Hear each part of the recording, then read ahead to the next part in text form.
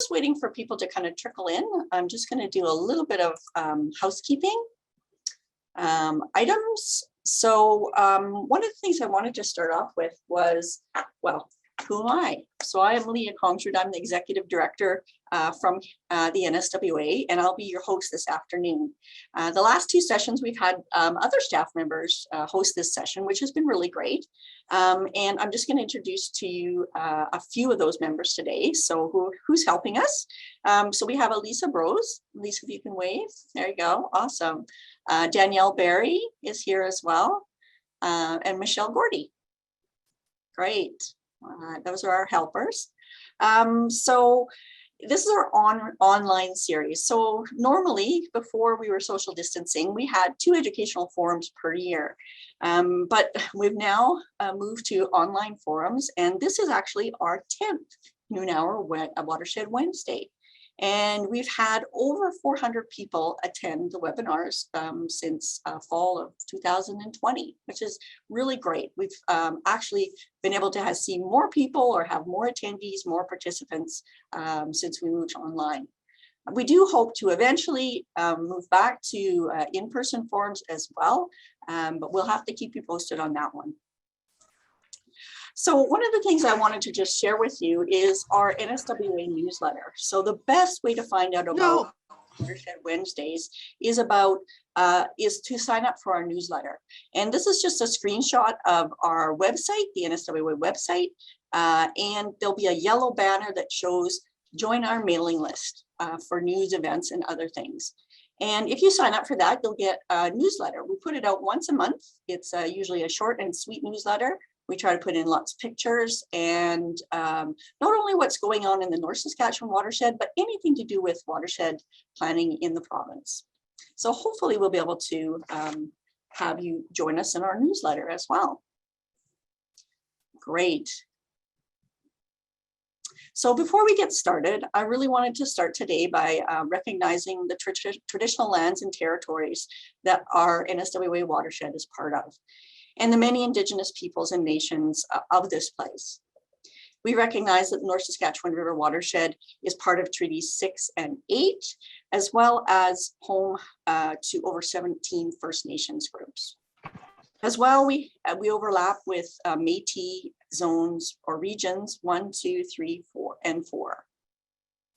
Recognizing that we're all treaty people, we seek to fulfill the spirit and intent of the treaties through an ongoing process. And we at NSWA are here committed to stronger relationship building that respect the Indigenous peoples of our place.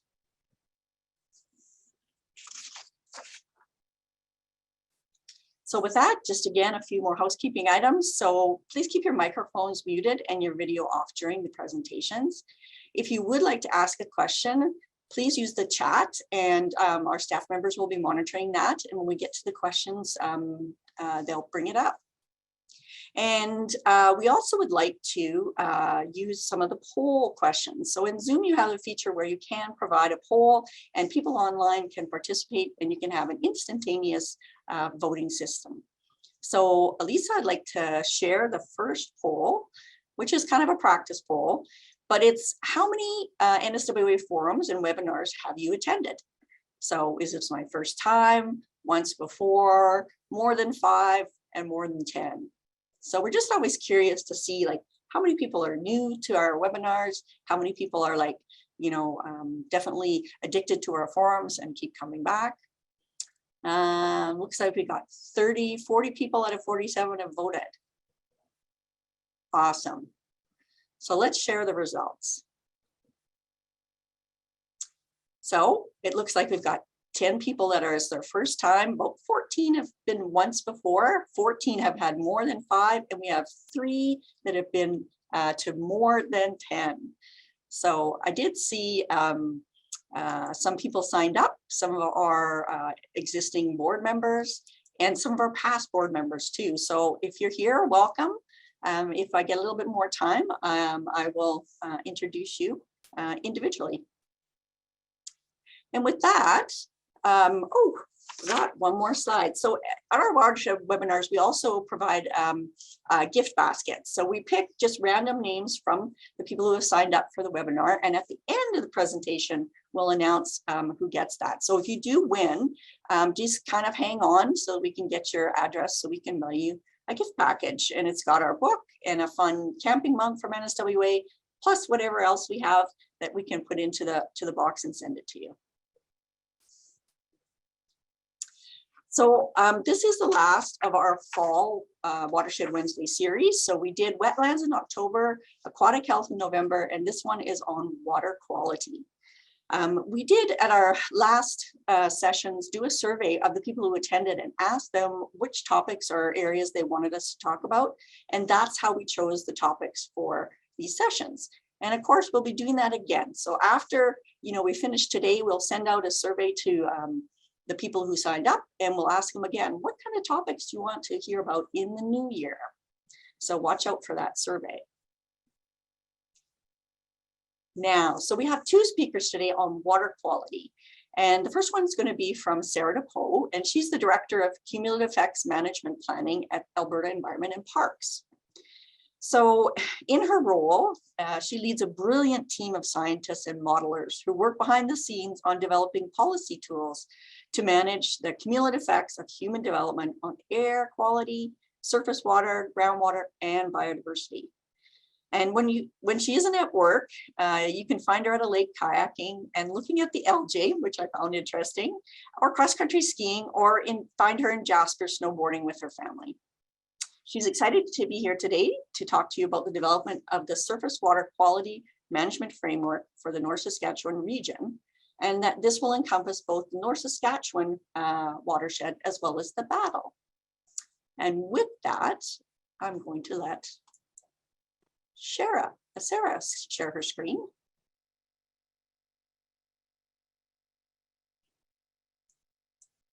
All right, excellent. I'm assuming you can see my screen here. Yeah, looks good. Looks good. All right. All right. Well, no, thank you very much, Leah. I am really happy to be here presenting to you today. I greatly admire the work that the North Saskatchewan Watershed Alliance does. I feel like the NSWA is known for its passion, commitment, productivity, and really absolutely beautiful website and information products. So yeah, thank you for having me here today, and thanks for that land acknowledgement as well. So yeah, happy to be here to talk to you about the development of a new surface water quality management framework, so the one specifically for the North Saskatchewan region. So context-wise, Minister Nixon made an announcement on the development of two new surface water quality management frameworks, one for the North Saskatchewan region, one for the Upper Athabasca region in June 2021. And this is as part of an announcement on a broader water action plan where Minister spoke to some work that we're also doing on the selenium management framework, so some work that's being led by Alberta Environment and Parks and the AER, but also highlighted kicking off the development of these two new frameworks. So that means that we ended up getting going on the engagement for the North Saskatchewan framework in June. So in June, we established some engagement web pages with some fact sheet materials. We hosted some webinars in July with Q&As that folks could listen to. They were also recorded and posted online, so people could learn about the frameworks afterwards if they weren't able to attend.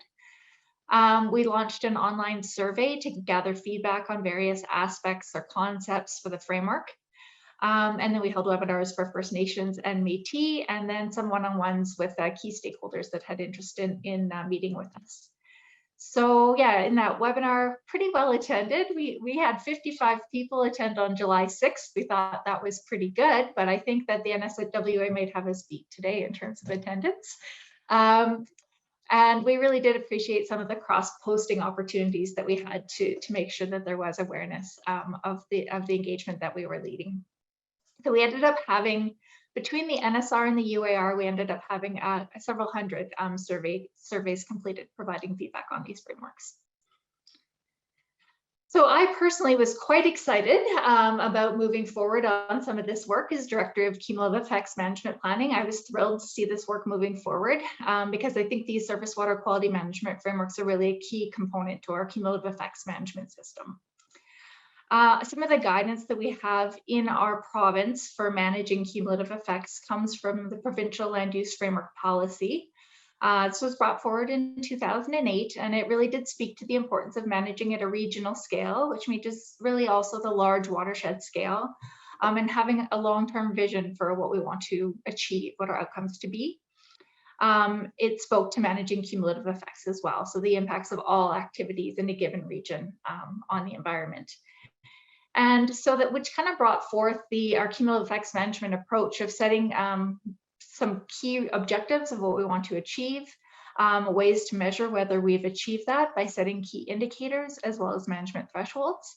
So, these are some of the concepts that you'll see within this framework, but also hold true in the other frameworks that we develop, for example, those for air quality or surface water quantity. So this next slide was just to show a bit of a timeline in terms of where that land use framework falls in relation to Water for Life. So Water for Life preceded the land use framework, and also to show where the land use framework, some of that guidance document falls relative to the water management framework for the industrial heartland and capital region. That water management framework for the IH and capital region was released in 2007, from what I understand. So it preceded some of that provincial guidance and was one of the first applications of Alberta's cumulative effects management approach. So I think people in this region, many people on this call, just want to acknowledge that I know these concepts are not new and the thinking is not new, and a lot of what we're presenting is likely to be very consistent with your way of thinking already.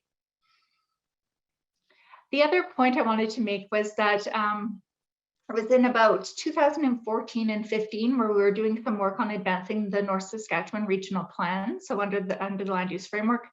That work is slowed, but we are advancing these frameworks now in advance of the regional plan, which I think really does show this ongoing commitment to cumulative effects management. And so, yeah, just wanted to note that when the regional plan does come into effect, this framework would fall under that regional plan and be adopted and implemented under the Alberta Land Stewardship Act.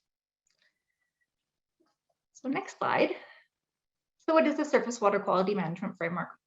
Basically, it is in essence a framework, and it just establishes a really clear approach to where we're going to monitor and manage for the long-term cumulative impacts of human activities on water quality in the main stem rivers of a region. We have two surface water quality management frameworks in place already, one for the Lower Athabasca region and one for the South Saskatchewan region. The ones that we're bringing forth now under development for the North Saskatchewan and the Upper Athabasca region, hope to have those in place in 2022. And also want to note that we do have a long-term vision of completing surface water quality management frameworks for the other parts of the province as well. All right, so hopefully you can, great slide. So yeah, which brings us back to the North Saskatchewan region. So the region itself is bounded, the black boundaries are denoting the municipal boundaries. And yeah, as mentioned, this framework is going to encompass the North Saskatchewan watershed and the Battle River watershed. The monitoring framework is going to be set up primarily on the main stem, with monitoring on the North Saskatchewan River, looking at the Clearwater Station, the Devon and the Pecan stations. Whereas at the Battle River, it's looking at water quality at Highway 45, I feel it is, and Drymead Lake. So 3 stations on the North Saskatchewan end of the framework and 2 stations on the Battle River. So what will the framework do? What it is going to do is establish a regular cycle of monitoring, which has been ongoing, but also the evaluating and reporting of environmental conditions at the regional scale.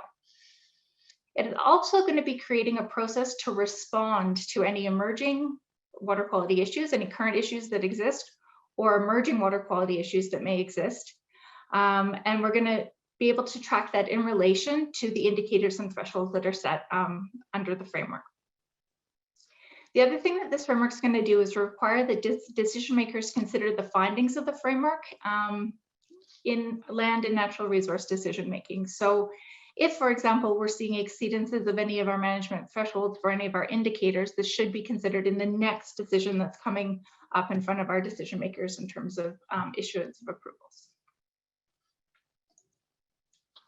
So yeah, really dependent on the water quality monitoring that's taken place within these two watersheds over time. We're going to be building on the long-term river network stations, so those LTRN stations where we've been collecting data over the course of decades.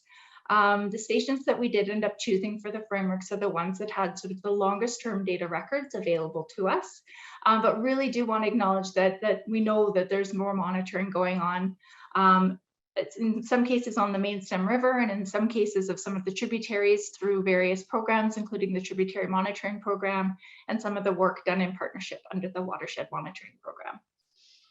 And in fact, through some of the engagement feedback that we've got so far, we did hear a little bit of dismay, I guess, around there only being those 5 stations included in the framework, and seeking opportunities for including at least reporting on some of the other data that are collected in the watershed. And I think that's something that we've heard loud and clear and are really contemplating as part of the framework as we move forward.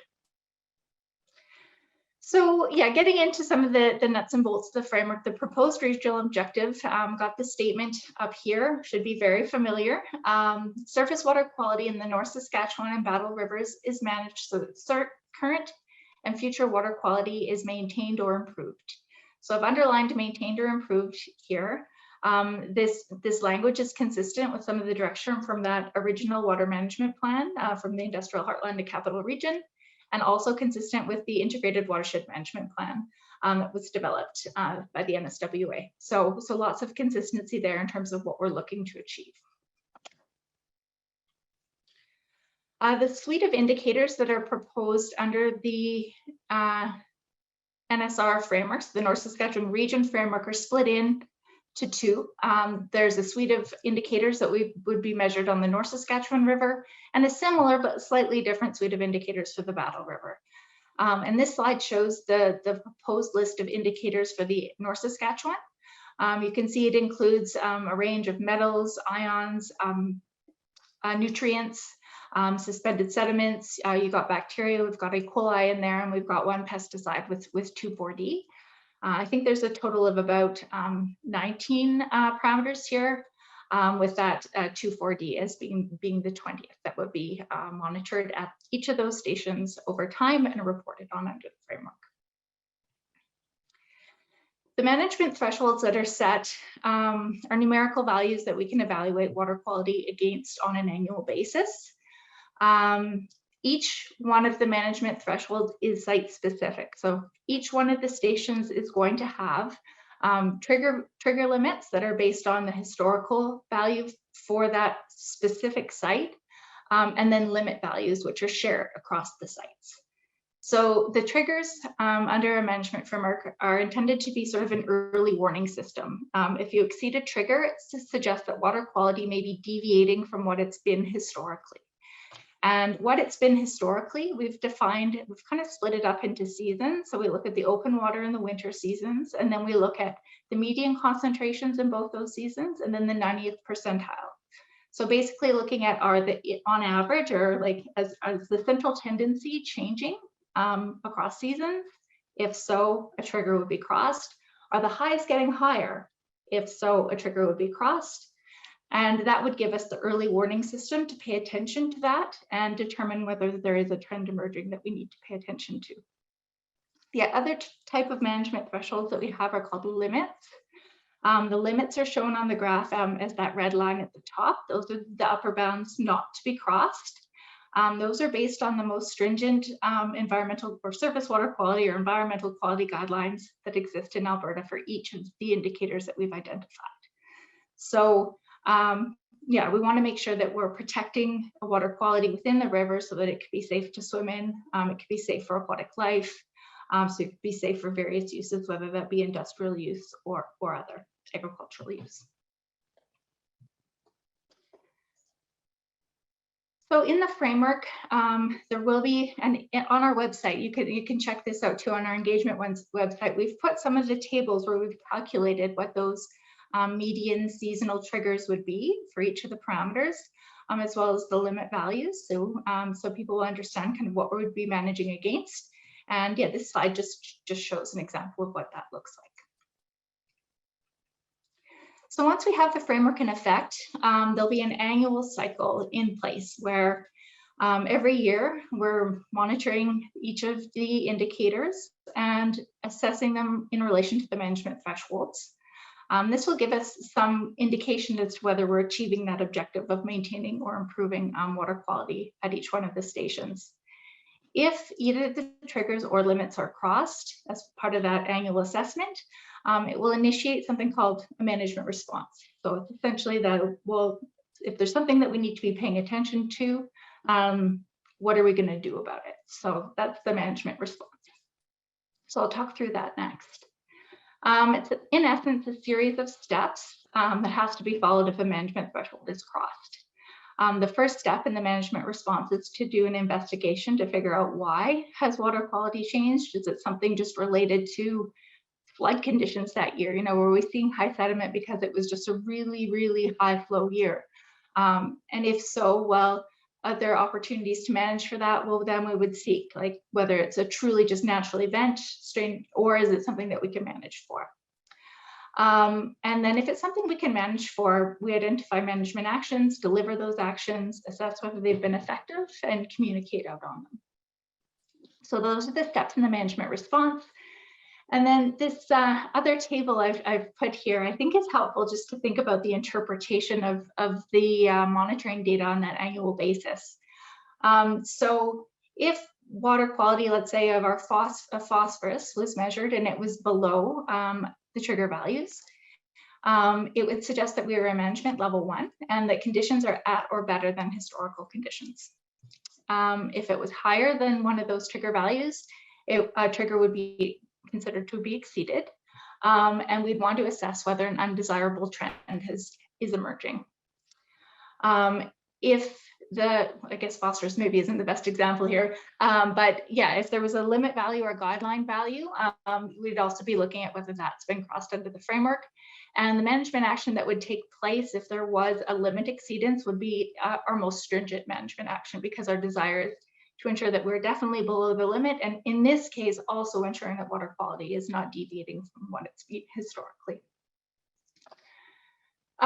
So yeah, in terms of the investigation, just wanted to identify, I mean, clearly we're going to want to be understanding what the potential sources are, if it's a particular sector, or whether it is a true cumulative effects problem, if there's any sort of geographical areas where we can constrain our investigation.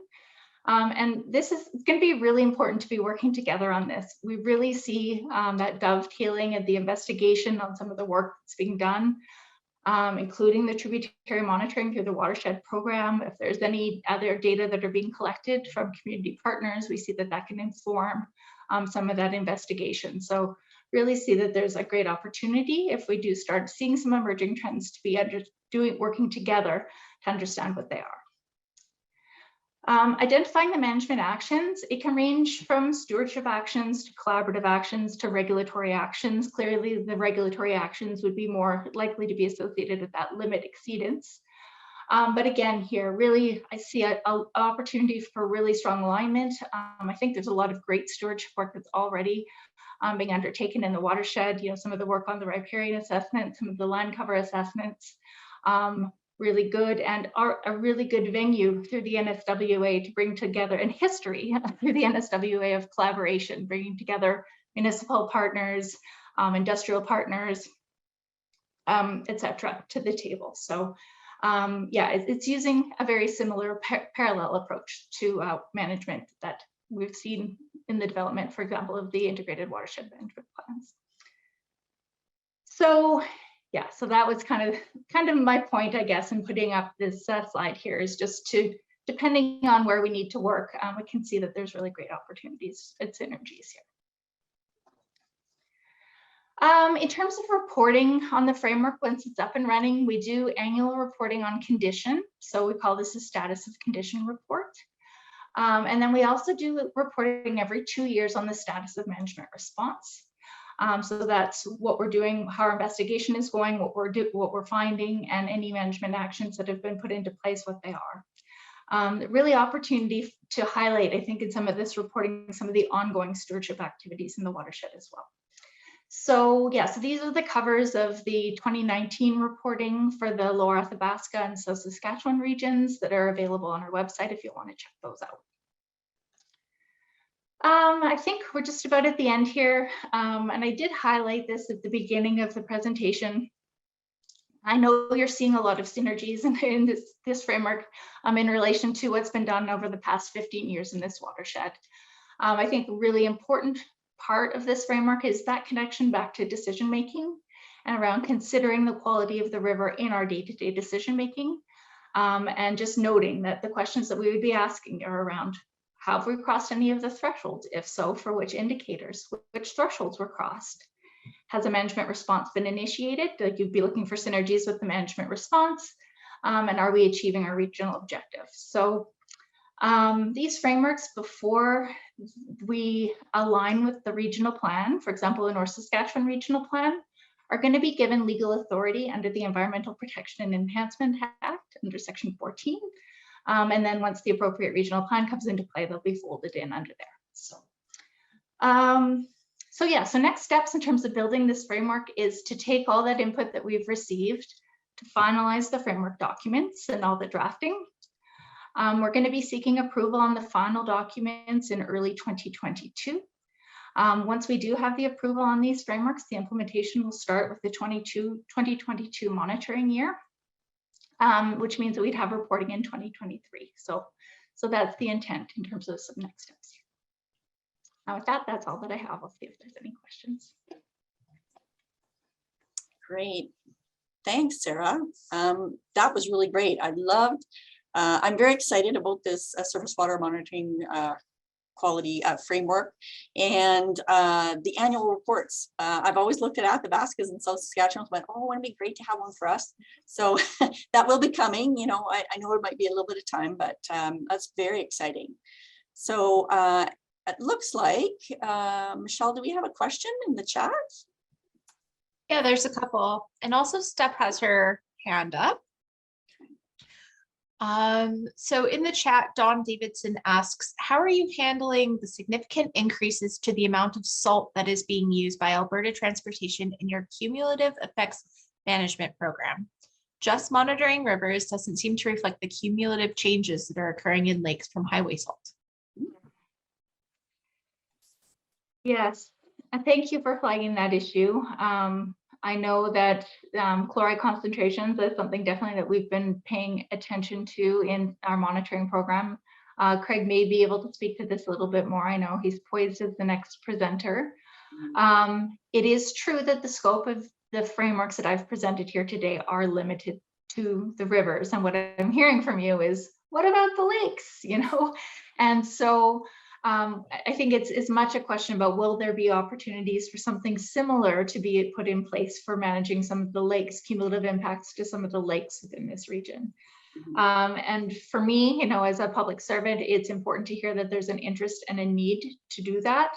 I do know about the monitoring programs and could share that information. It sounds like you're already aware of that. But in terms of translating that into a similar type framework, I think that would be something that would still be to come. That said, you know, I can take that question back and see if I've got any other, you know, experts from the department that could, you know, answer that more robustly than I can. Awesome. And then Bruce asks, are you also looking at other water quality characteristics in the field, such as dissolved oxygen, turbidity, pH, etc.? Yes. So we will definitely be measuring all those parameters. I think like within our suite of parameters that are collected under the LTRN, we will have that full suite. So that we'll have those data. I don't think we've set like at this point in time, we have not set a threshold for dissolved oxygen. We flagged dissolved oxygen in this framework as a parameter of interest and concern, and something that we should pay attention to. So I can see us reporting on that. I think, but it's not currently an indicator in the framework, but we did hear as part of our engagement, what about dissolved oxygen? So that is something that we're thinking through here very seriously. But yes, we will definitely have info, on other water quality parameters that can augment and inform an investigation. Excellent. And quickly, Steph, you have your hand up. Sure. So the framework in itself is reactive rather than proactive, right? We don't do any management until a trigger is exceeded.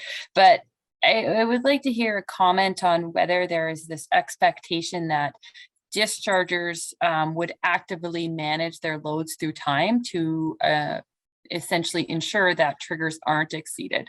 So you wouldn't be able to increase loads and know that you're going to exceed a trigger and then not do anything until that trigger is exceeded. Is that correct? Or could you comment on that? Mm-hmm. Yeah, no, I feel like to respond to that question, it's really important to note that a water quality management framework is not the only mechanism by which we use to manage for water quality. There are terms and conditions within approvals. There are best management practices that are in place. Like we have a current system in place for managing water quality, sort of sector by sector, to ensure that we minimize pollution risks. A framework has come into play to say, yeah, collectively, like when we think of all, we've used all these tools for the individual sectors, collectively, are we still seeing an issue? So yeah, I feel like it's not the only tool in the toolbox. In terms of the opportunities for load management and really proactive load management, I think there are opportunities there. I think that makes a lot of sense. It's important to know clearly know what we're managing towards as a first step in order to then start, doing that back calculation to determine how we should be managing loads. And I can see that as being a key part of the implementation of the framework. Excellent. I think for the sake of time, we'll have to move on. Thank you so much, Sarah. Just so you know, there is another question directly in the chat. If you don't mind answering it there, that would be wonderful. Sure. Yeah, no, good question, Sharon. Great. Well, thanks again, Sarah. Again, I'm looking forward to that rolling out. And you mentioned the Watershed project a couple times. So it's great that we have Craig Emerton and Nswa Newsletter here today to talk a little bit about the Watershed program, which is a unique partnership between Alberta Environment, EPCOR, City of Edmonton, North Saskatchewan Watershed Alliance in doing some monitoring.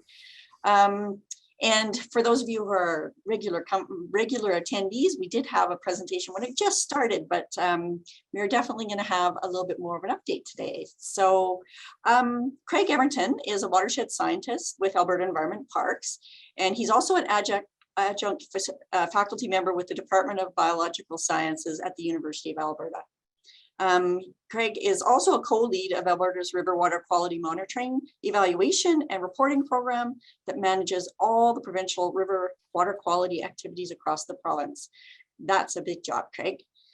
And then Nswa Newsletter has been a watershed manager with EPCOR Utilities since 2008, where her focus is on drinking water, source water protection, and managing the cumulative effects of EPCOR's operations on the North Saskatchewan River. Steph completed her bachelor's and master's in science in environmental ecology at the University of Alberta, and her master's degree investigated the effects of land use change on water quality and aquatic insect communities in Alberta streams. After graduation, Steph worked in consulting as an aquatic biologist for several years before starting her career with EPCOR. She's also been on many boards and has been a key leader in watershed management over the years. She's been the president of the Alberta Lake Management Society and is board of directors of the Alberta Water Council, and as well as project teams, and was a member of the Source Water Protection and Lake Conservation Management teams. She was also sitting on the Integrated Watershed Management Plan for the North Saskatchewan Watershed Alliance. as well as she was on the Red Deer Watershed Alliance board for 2 years and was involved in the Bow River phosphorus and management planning team for many years. So staff knows her watershed stuff. And of course, her past highlights include spearheading this project, which we're going to hear about now. So I'm going to stop sharing and let Craig bring us up. And while Craig's doing that, I just wanted to say a special hello and special welcome to 2 past members of the NSWA board. I noticed that Bob Winship and Les Gammy are attending today. And gentlemen, it is an honor for you to be attending today, and we miss you both very, very much. So really happy to see you today. Does that look okay, Leah? Looks great, Craig. Perfect. Well, thanks again for the invite again. I was here last month talking about aquatic ecosystem health and the tributaries, but today I will chat about the Watershed Monitoring Program, which focuses more on water quantity and quality. And something that happened this past summer was that we were a finalist for an Emerald Award in our first year of eligibility. So we're pretty happy about that with this program. So as Leah said, I'm partnering with Steph from EPCOR to just give an update on the program status right now. I'm going to focus mostly on the on-the-ground work at the monitoring stations. And Steph will chat a little bit more about the second part of our project overall, which is transitioning into data analysis and communication. So first, why the Watershed Monitoring Program? And Sarah had touched on some of these aspects that other stakeholders across the basin, as is the case across most of our major river basins, we have a lot of people interested in water quantity and quality. And often these different stakeholders have the same kind of questions when it comes to water quality and quantity, like, for instance, identifying sources of point and non-point pollution, calculation of loads from tributaries to find out which ones are delivering more compounds than others, and even getting into things like connecting land use and land cover and climate change to what's happening in the waters themselves, as well as evaluation of aquatic ecosystem health. So there's obviously a lot of synergies between stakeholders here, and it made a lot of sense to try to collaborate together to get a consistent documentary monitoring program together that all the stakeholders could find of importance and interest. So as you've seen a little bit before, this is a collaboration between AEP, EPCOR, NSWA, City of Edmonton. To monitor tributaries of the North Saskatchewan Basin for flow and water quality, etc. So this project is funded through the taxpayers of Edmonton via EPCOR water bills to initially, in our first 4 years of funding, to start up this monitoring program, purchase equipment, and ultimately send our water quality samples to labs for analysis. So the way this program works is that on the ground, AEP field staff provide in-kind support to do all the monitoring at our stations across the basin. They're a great group, really dedicated and do an awesome job, as you'll see in the data here soon enough.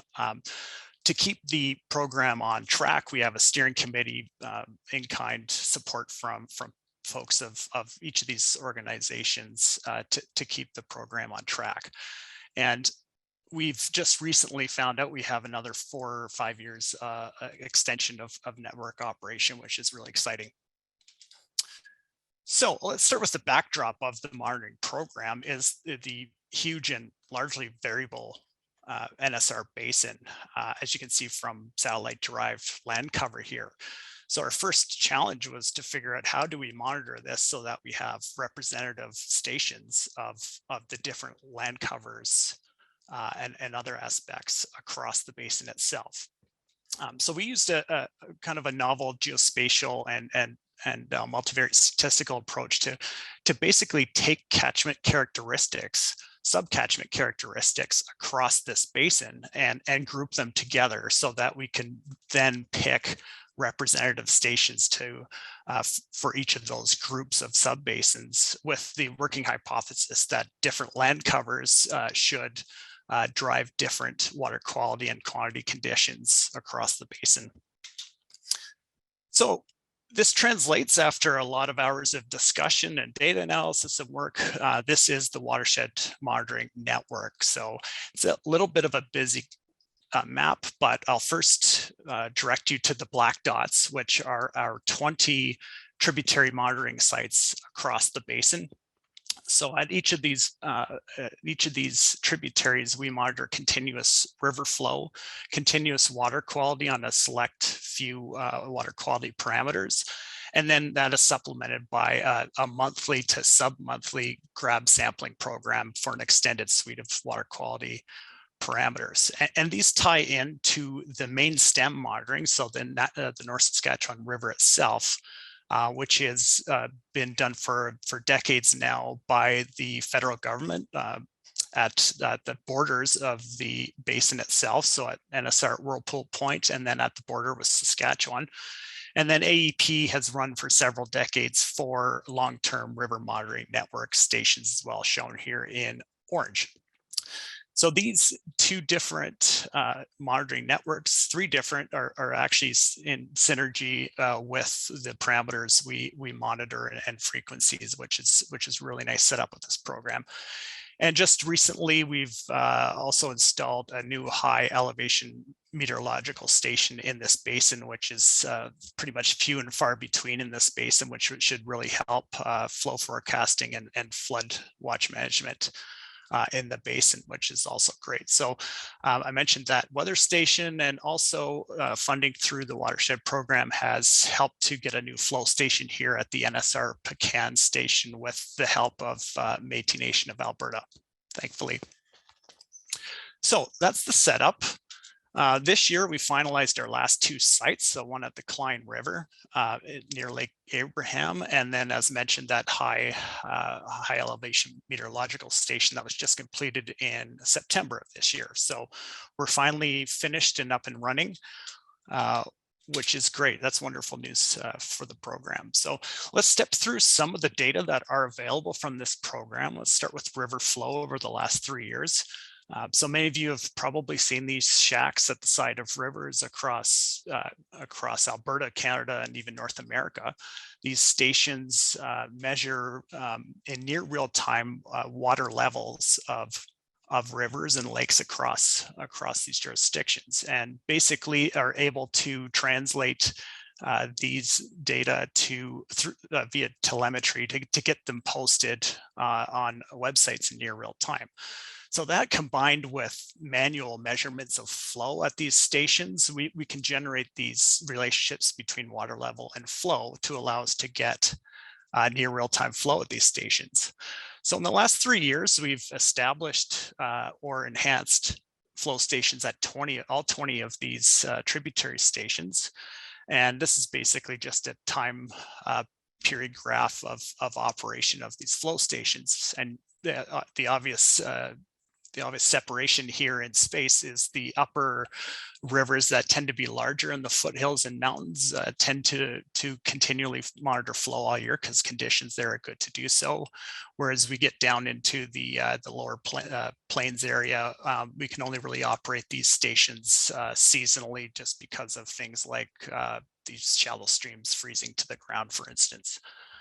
So our field staff have done an awesome job getting these stations up and running and consistently running, even through the challenges of COVID. So they've done a great job. So data from all 20 of our stations are available at Alberta River Basin's website, which shows you some graphing of full year water level and flow in cases. And you can also get data off of the Water Survey of Canada sites for a select few of these stations. So really good program getting that up and running. as part of each of these flow stations, we do have on selected stations, we have daily camera shots being taken of our sites, which give us both qualitative and semi-quantitative data to work from too. Like, for instance, assessing when ice on, ice off might be occurring, whether beaver dams get built, which like on Tomahawk Creek, for instance, we've had a dam there for most of this year occurring, which has been fun to see its impacts. And then other things like changes in the morphology of these rivers after big flow events. We saw things like in Strawberry Creek, for instance, we were seeing how big sandbars basically are moving around after each high water period. So really good. I think there's a lot more we can do with this imagery in the future, but certainly the qualitative view, it's been really helpful. So my former colleague Christina may have shown a bit more of an original version of these time-lapse videos a couple of years back, but the folks at NSWA have put together a more polished time-lapse of the Vermilion River. I'm hoping this works. I'm going to speed it up here a bit too, but this basically shows a full year of daily shots from this river. And this one's kind of neat because in 2020, we had a really intensive short runoff season across the basin, and it really ended up causing havoc for this golf cart bridge, as you'll see here in a second, as the flood takes it out. So this is really our showstopper time-lapse video, and I'm sure we're planning to do more across the basin, but it really gives you an idea of what rivers are doing in visual terms, something you just don't get from the data, which is pretty cool. So, and then finally, there's the county reconstructing the bridge higher this time, of course. So let me just step away from that video and we'll talk about water quality next. As long as this works and doesn't start over. Okay, sorry about that. I'm just going to step out, go to the next slide manually. Here we go. And I'll switch this over to presenter view. Okay, so let's move on to water quality. In this case, we're going to talk about multi-probes or data sondes, which have multiple ways of measuring general water quality in rivers. So each of these multi-probes are deployed directly into the rivers of all 20 sites across the watershed monitoring network. And then they're pulled every few weeks to retrieve data. So these sondes measure things, general water quality like turbidity, dissolved oxygen, pH, etc. And we found, again, our field staff have done a great job over the years having these sondes deployed throughout each of the seasons. And you can see, again, that separation between those large rivers upstream where we can deploy these all winter without them getting destroyed by ice. And you can see in the plains areas, we end up pulling those sondes through the winter so we don't lose them. So we've had some fun times with these sondes. Some of them we've had one that was buried beyond retrieval in Strawberry Creek. I think we at one point had a winch and some heavy duty equipment to try to get it out. We just couldn't get it out. But for most cases, we're able to retrieve our sondes and get really good data. So the beauty of these data sondes is that they measure general water quality at 15-minute intervals. So you can really start to see how water quality in rivers actually do change. And the answer in a lot of cases is quickly. Some of these spikes in turbidity, for instance, can happen over hours of a rainfall, especially in our prairie areas. So if you just hypothetically overlay turbidity monitored through grab sampling, that might happen every 3-4 weeks. You can see that approach will inevitably miss some of these spikes, but that's where we want to rely on these data sondes and the flow measurements, which are kind of near real time for us to fill any of those gaps. But these data sondes don't preclude a really good grab sampling program, because that allows you to get a wider suite of water quality, obviously from nutrients, metals, trace mercury, things like that, but also measurements of biological in nature, like bacteria, for instance. So we have a program at all of our sites that is roughly monthly, but during higher flows, we get extra samples. And you can see over the years, this is just the number of grab samples taken over the years. We've been fairly consistent, though 2020 was hit with COVID, so we missed a few months of sampling then. But for the most part, we have really good distributions of samples through the seasons and across stations as well. So that's really worked out well. And just as an example, here are box plots of 4 parameters that we measure with grab sampling over a few years, from upstream to downstream. So this is total phosphorus, bottom left, total dissolved organic carbon, total dissolved solids, and total suspended solids. So basically a take home here is we're definitely seeing these basin-wide changes in water quality, but when you look a bit closer at things like total suspended sediments, you're starting to get some specific catchment-specific impacts to water quality occurring. Like a good example here is White Mud Creek, which is based directly in Edmonton. It's having some elevated total dissolved solids there, likely related to some of that, some of those urban issues. So this is really allowing us to get to this next step where we're starting to take all the data we found together and starting to generate relationships that allow us to calculate loads at all of our tributaries across the network. And it kind of links us back to a lot of the questions that we all shared at the start, including looking at sources of point and non-points pollution. So it's a good segue over to Steph, because she's going to talk more about that next step where we're getting into analysis and communication. Sure. And this also ties to Sarah's talk about having a common goal for the watershed, and that, you know, being set at some of those monitoring stations, and the idea that let's not deviate from ambient conditions on the river. And so the questions become, okay, well, what is happening in the river and what is happening spatially, and is there, you know, now that we've collected this watershed data, is there a way that we can display it easily so people have access to it, so decision makers have access to it, so we have access to it, and not just the water quality data, but the quantity data and the land use and the drivers of watershed change. So the Watershed Steering Committee has kind of collectively talked about developing some sort of knowledge mobilization tool, which would be beneficial for stakeholders and the public to understand and improve on watershed literacy, science, and understand, you know, from our perspective, EPCOR's relative contributions to those loads, but all relative contributions to those loads. What are driving, what is driving that water quality at, you know, specific synthesis points. Next slide. Craig's controlling everything, so if he wants me to go faster, he's just going to make me go faster.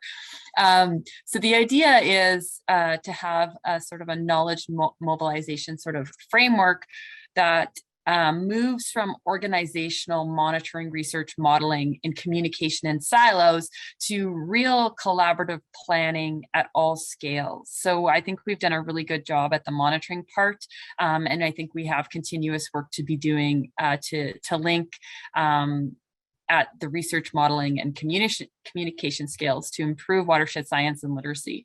So the strategic, the Watershed Committee is kind of expanding scope to start to think about, can we start to do strategic planning at the watershed scale?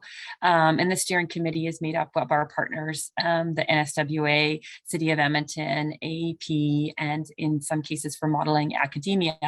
And so we're working now on developing sort of an innovation steering committee, or a framework for each of these categories: a monitoring strategy, a modeling strategy, a research strategy, and part of the talk today is this communication strategy. How are we going to get this data out there so that's usable, accessible, and that we're, you know, making decisions on that?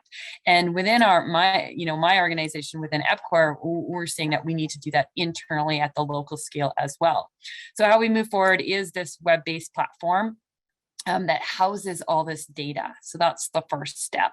Land use data, water quality, quantity data, and then, in the future, some of those modeling outputs and research so that we can see it in a way that our human brain can see these relationships, understand these relationships, and then use them in decision making. So we've allocated $250,000 from the Watershed budget for 2021 to develop a platform. Next slide, please.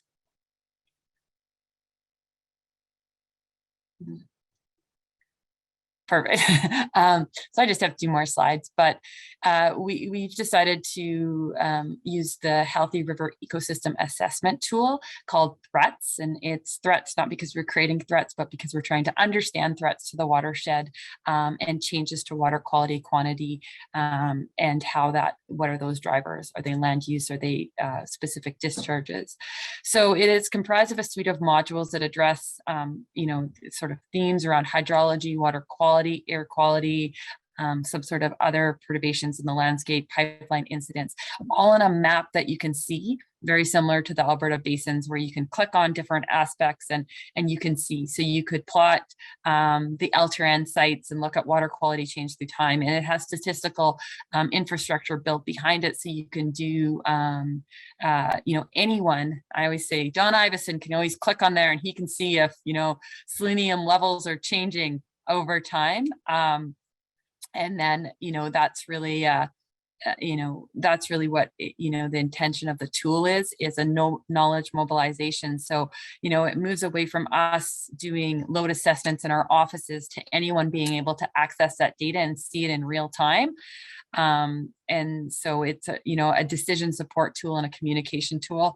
And that's what we're seeing as an evergreen project moving forward. And just my last slide kind of just describes kind of what it looks like. For phase 1, it has each of these water quality modules. AEP has put their data in for the LTRN sites and the tributaries onto DataStream, which is a Gordon Foundation funded water quality database. NSWA already has their data in there. Alberta Lake Management Society already has their data on there. So it all then gets visualized on this geospatial web-based tool, so you can see everything. The HIDAT data and the river basins are in Threats right now too, so you can see that and do those hydrology analysis. And then you can start to link some of the land cover and land use data.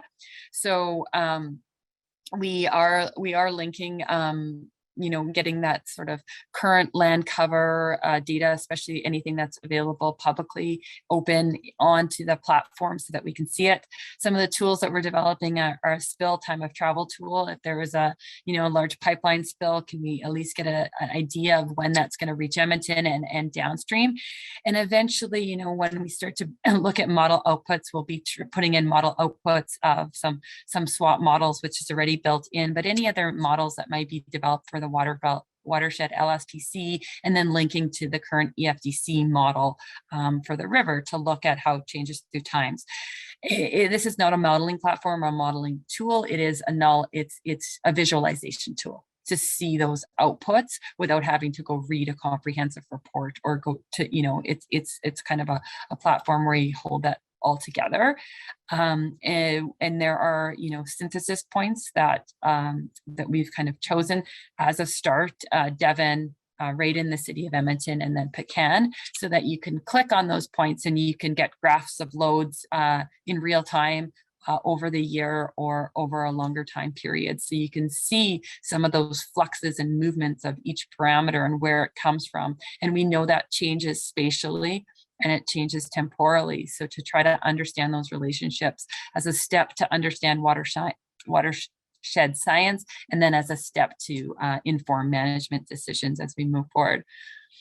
So I don't know if I have any more slides. I might have phase 2. No. So that was kind of where we're going for phase 1 in terms of knowledge mobilization. And of course, thanks to all the folks who have helped get this monitoring program together. It's come together quickly, and it's already starting to generate some really useful data so far. So that's great. Awesome. Well, thanks, Craig and Steph. Michelle, do we have any questions in the chat? No questions in the chat. Anybody want to put their hand up? Got a question for Steph or Craig? It is a lot of information that's coming our way. I mean, we were very excited the first year when we got the first information, but now we're starting to realize, oh my goodness, we're going to have several years of information here. And I know as part of the group, we are very excited about, like Steph said, like really looking at it now and really thinking about, okay, what are some of the key issues and how can we deal with those ones, or even try to look forward and say, is there some that are developing that we can get ahead of? So it's great. Okay, well, if we don't have any questions, I'm just going to share my screen and wrap up because we are getting really close to 1 o'clock. I was going to share the video from Nswa River, but I think we might need to save that. So if you want to see this one, it's also on the NSWA website. So just take a peek.